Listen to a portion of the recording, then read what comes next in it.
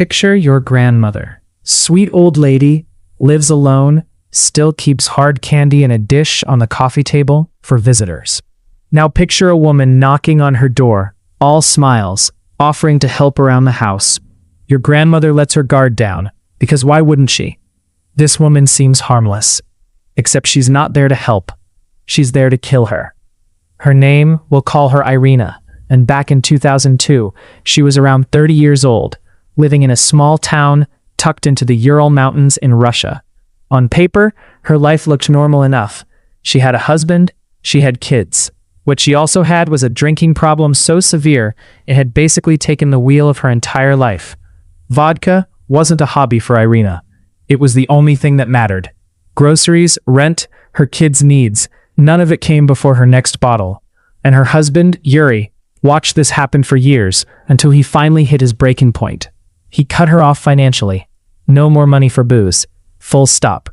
Now most people, when they lose access to their vice, they get creative. Maybe they sell something, maybe they beg a friend, maybe they just deal with it. Irina decided to become a killer instead. She needed cash, and she needed it fast. So she started scoping out targets, not random victims, vulnerable ones, elderly women, widows, women living alone with nobody checking in on them regularly, women who statistically weren't going to put up much of a fight. And here's the disturbing part. Her first kill wasn't even that planned out. She just saw an old woman on the street, struggling with grocery bags, walked over, and offered to help her home. That's it. That's all it took to get invited inside a stranger's apartment. Once they were inside, the woman turned her back for just a second, and Irina grabbed a vase off a shelf and bashed her over the head. The woman didn't survive. Irina searched the apartment, found some cash, the equivalent of about $20, grabbed it, and walked out like nothing happened. Police were called.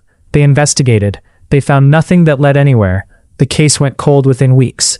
And Irina learned something that day that would define the next 8 years of her life. This actually works. Quick pause. Where are you watching this from right now?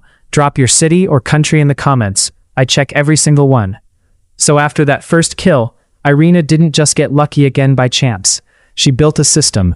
A cold, calculated system for finding and murdering elderly women over and over without getting caught.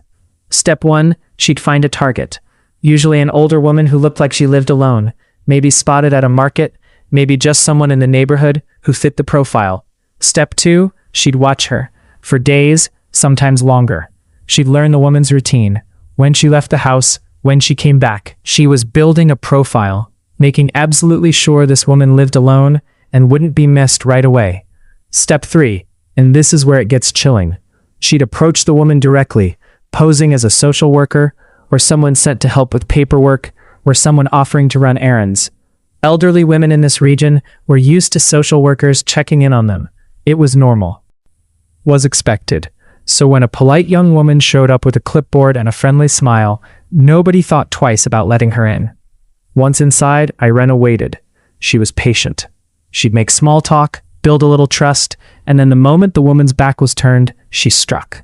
Sometimes with a hammer or an axe she carried hidden in her bag. Sometimes she'd just grab whatever heavy object was closest in the apartment. Either way, it was fast, brutal, and final. Then she'd search the place. Most of the time the payout was small, a few thousand rubles, maybe the equivalent of $60 or $70. Barely anything. But it didn't matter to Irina, because it was enough for another bottle. Before leaving, she'd try to cover her tracks. Leave an iron sitting on a pile of newspapers, turn on a gas stove, light a candle, and just let it burn, hoping the whole apartment would go up in flames and destroy the evidence. Most of the time, the fire just fizzled out on its own. Didn't matter. She kept going anyway. And here's the thing that should terrify you. Irina was sloppy. Genuinely, unbelievably sloppy.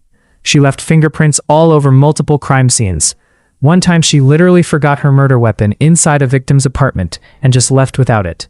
She should have been caught within the first year. She wasn't caught for 8.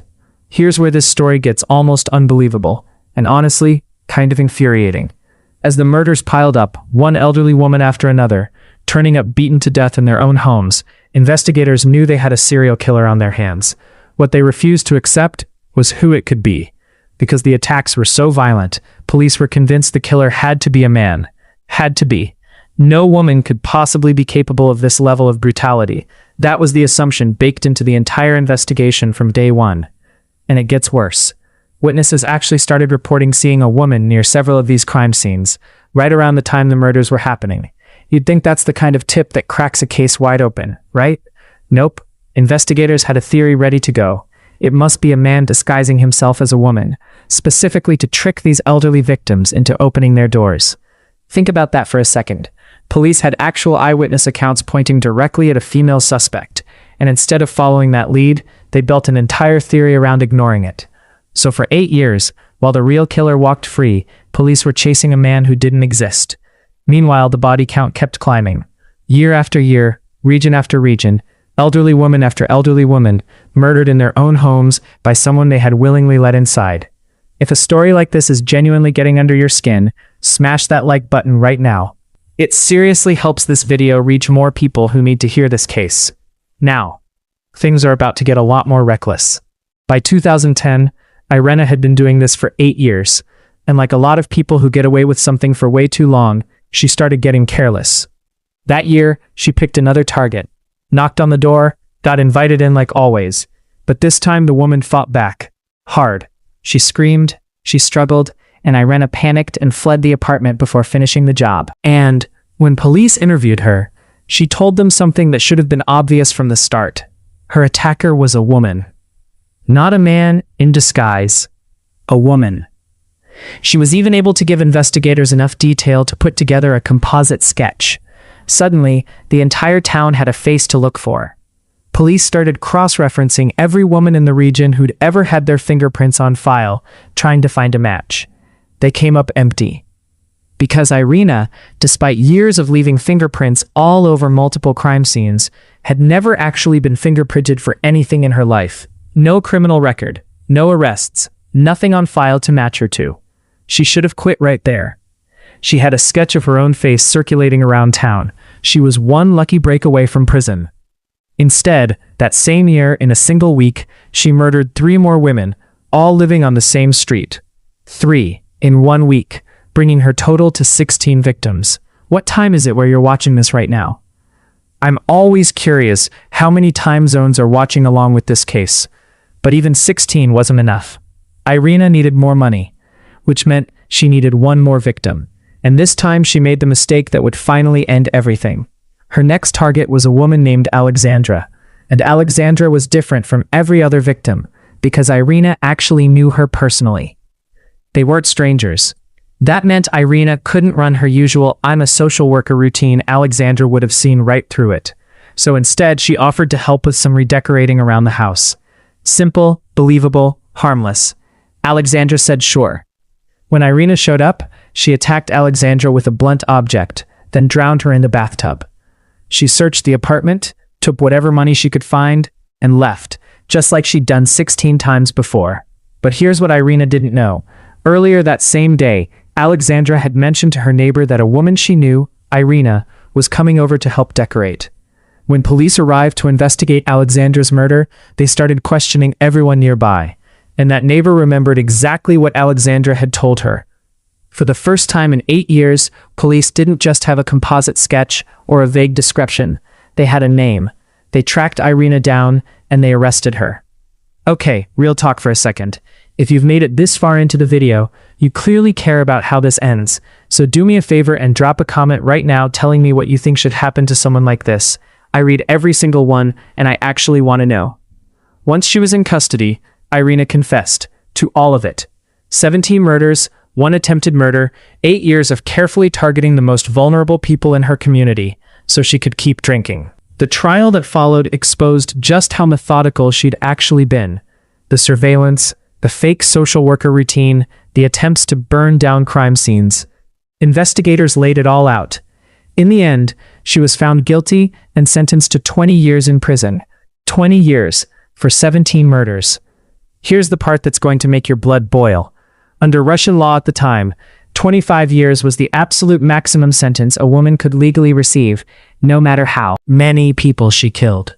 A man convicted of the exact same crimes could have received life in prison. A woman, legally, could not. Irena walked away with barely more than a year served for every life she took.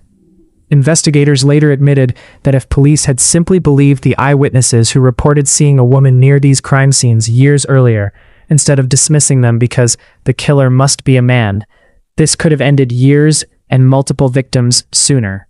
So let's recap what actually let this happen for 8 years straight. An addiction so severe it turned into a murder scheme, a police force so locked into one assumption, that a killer this violent had to be a man, that they ignored direct eyewitness testimony pointing them straight at the truth. And 17 women who opened their doors to someone they thought they could trust. That last part is honestly the scariest piece of this whole case. Every single victim let her in. Every one of them thought they were being kind, being helpful, being a good neighbor. And that kindness is exactly what Irena counted on, every single time. What's the weather like where you're at right now? Let me know down below. I like picturing where everyone's watching from while they hear this stuff. If this case had you locked in from start to finish, make sure you're subscribed with notifications on, because I'm covering another case just like this one very soon, and honestly, it might be even more disturbing than this one. Drop a comment, hit like if you haven't already,